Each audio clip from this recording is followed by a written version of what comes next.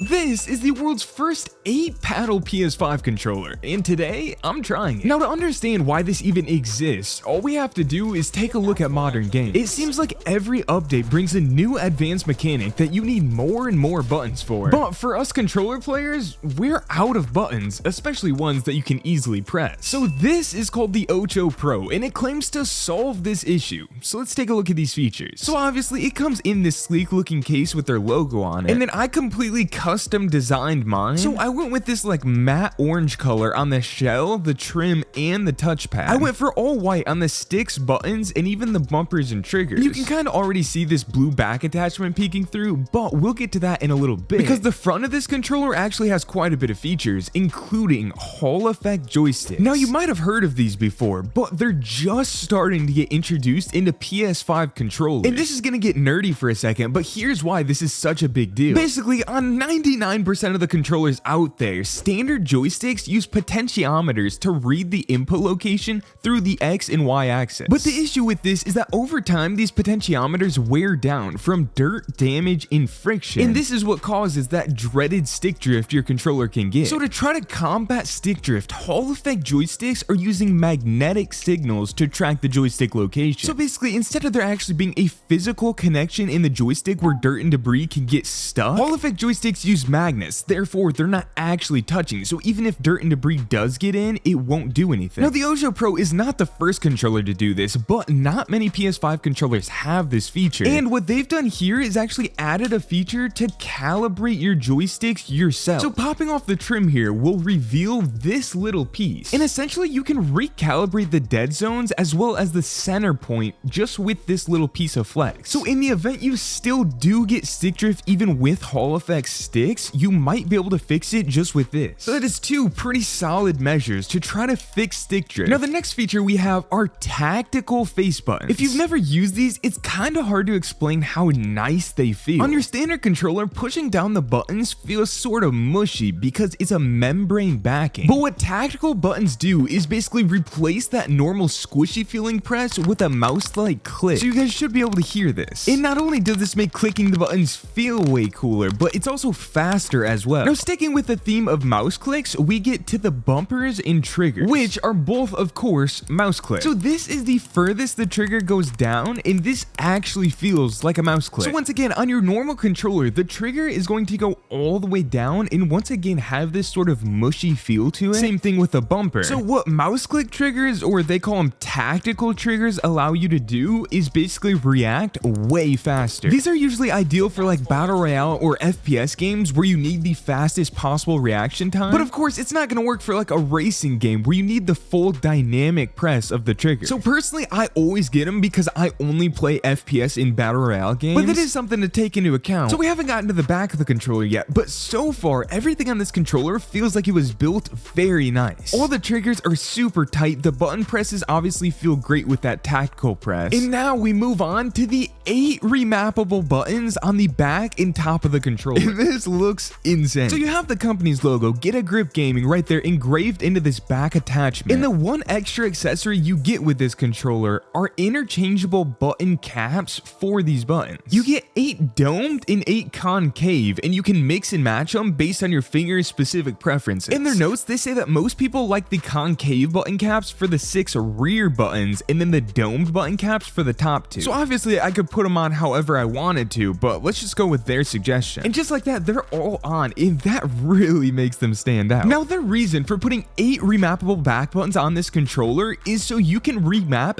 every single one of your face buttons to be on the back. And what this allows you to do is to never remove your thumbs from the sticks. So instead of taking your thumb off, clicking the D-pad, then putting it back on, your thumb stays on the sticks, and one of these back buttons will actually be the left D-pad button. Because if you didn't know, these are not extra buttons. On every single controller, the only thing you can actually do with back paddles and back buttons is remap other buttons. So if you have X, square, triangle, circle on a controller, these back paddles don't add like an octagon button. You just remap one of these to be one of these. And this basically just allows you to do all those face button actions way more quickly and keep your thumbs on the sticks, which is the most important part of controller gaming. Now, the most important factor on deciding if this controller is going to be good or not is the placement placement of these back buttons. It is set up so literally every single finger on both of your hands have a task to do. Your pinkies are clicking these two bottom buttons, your ring fingers are clicking these two middle buttons, your middle fingers are clicking these two upper buttons,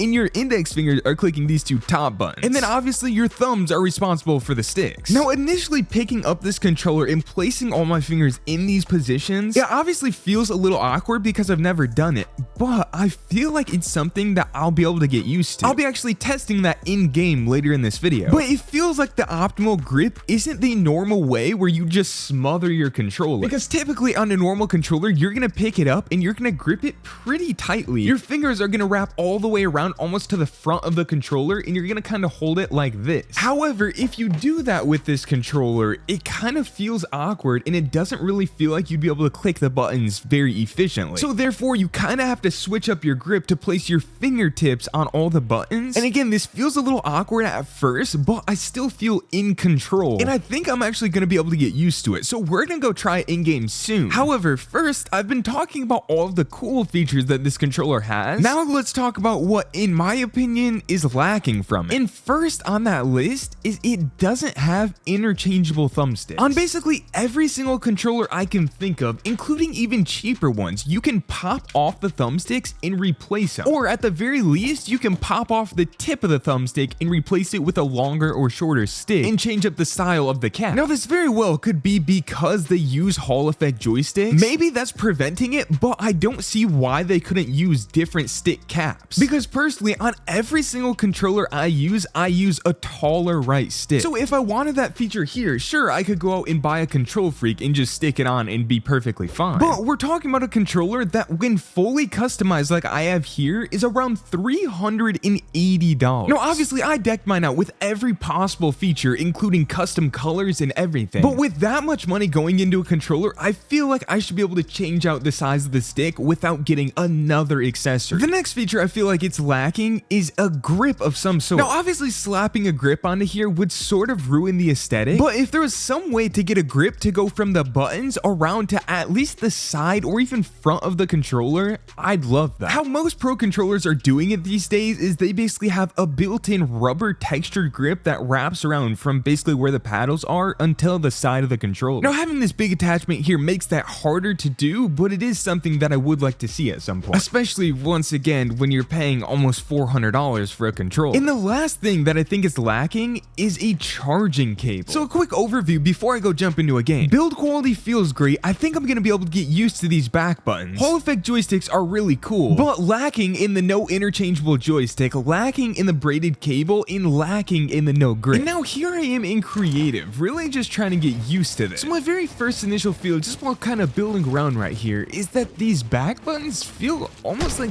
pointy when you press down on them. Now it definitely doesn't hurt at all, but I wouldn't say it's the most like cushy, comfortable feeling either. However, as you can see, I'm already pretty comfortable with jumping, building, and editing on this controller, but my binds are a little insane. So just starting from the top, I'm using this top left button to sprint. The top right button pulls out my pickaxe. Then on my upper left button, I'm using it to jump. On my upper right button, I'm using it to edit. My middle left button doesn't actually do anything until I'm in build mode, where it then changes my builds for me. My middle right button pulls out the map for me. My bottom left button pulls out my inventory. And then my bottom right button is square, so I can reload as well as loot with it. Then if I want to emote, now I click touchpad. So everything is definitely going to take some time to get used to, but so far it doesn't feel that bad. Let's go see how it works in an actual game environment. And sprint, and pop, and edit, and bop. Every time you switch binds, you have to like remember exactly what buttons to press. Pickaxe top right, loot bottom pinky, sprint top left. So training yourself to do this means your thumbs always stay on the sticks, which means you're always ready. Because even in a situation like this where I'm sitting here farming these, anyone can shoot me at any time, and if my finger's over here clicking pickaxe like this, I won't be ready to flip around and place builds. However, if my thumbs never move off the sticks, I'm instantly ready every time. So if you were wondering the benefit benefit, that is the benefit. However, I will say, I feel like the benefit is starting to wear down after 5 paddles. So obviously, jump and edit are very key to have on paddles. Sprint and pickaxe are also very good to have on paddles. And then I would say looting and reloading is also pretty nice to have on a paddle. However, that's only 5 out of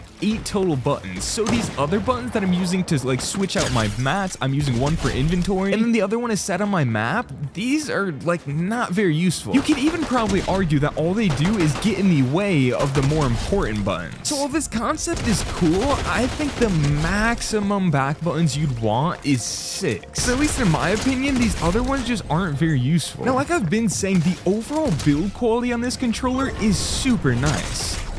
Most people's issue with this controller is going to come with the fact that it's almost $400 when you fully customize it. That is a lot of money for a controller, but the company as a whole, Get a Grip Gaming, they're less than 2 years old, and usually the longer you go on, the more controllers you can make, the lower prices get. So hopefully they'll continue to innovate and improve their products, because for not having been around for that long, this is pretty cool. And even just a couple games in, I feel like I'm starting to pick up on the paddle placement for everything. They say give it at least a week to really get used to it to see if you like it or not. But if you play a lot, you can probably get used to it in just a day or two.